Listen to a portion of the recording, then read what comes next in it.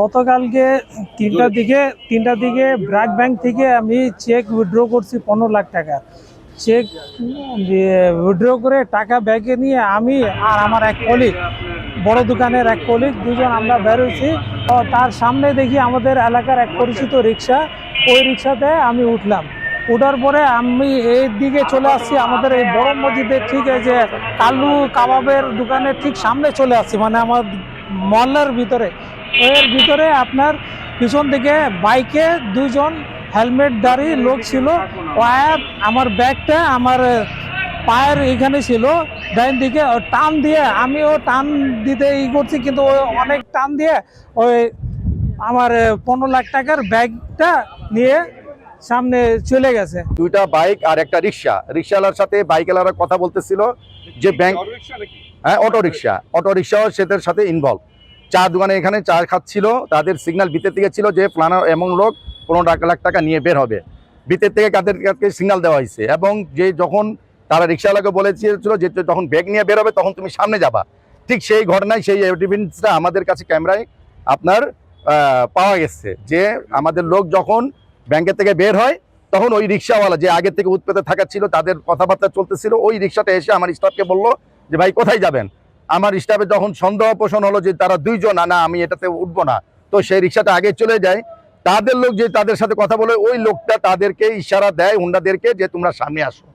আমার লোক আমাদের পরিচিত রিক্সা দেখে সেই রিক্সাতে উঠে, এখন তাদের ওই বাইকগুলো তাদেরকে ফ্লো করতে করতে তারা ব্যাংকের থেকে ভাসানী হোটেল পর্যন্ত ধারের পর্যন্ত তারা ব্যস্ততার রাস্তার মধ্যে তারা এই পদক্ষেপ নিতে পারেনি, কারণ সেখানে যদি নেয় তারা ধরা পাবে। তারা সুযোগে ছিল কোন জায়গা ফ্রি রাস্তা, এই ফ্রি রাস্তার জায়গা পেলো আপনার চাপ দোকানের সামনে।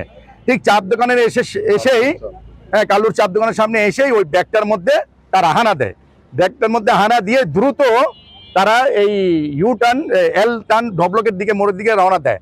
ঠিক পিছনের থেকে ওই হুন্ডাটা তাদেরকে প্রোটেক্ট দেয়, প্রোটেক্ট দিয়ে তাকে গুমরা করে মানে এটাই যে তারা এই এল টার্ন নিয়ে 6 নম্বর রোড দিয়ে ঢুকে পিছনের হুন্ডা তাদেরকে গুমরা করার জন্য তারা সোজা টান দিছে, যেন তাদের পিছনের লোকগুলো যেন ওই হুন্ডার পিছনে যেন না যেতে পারে।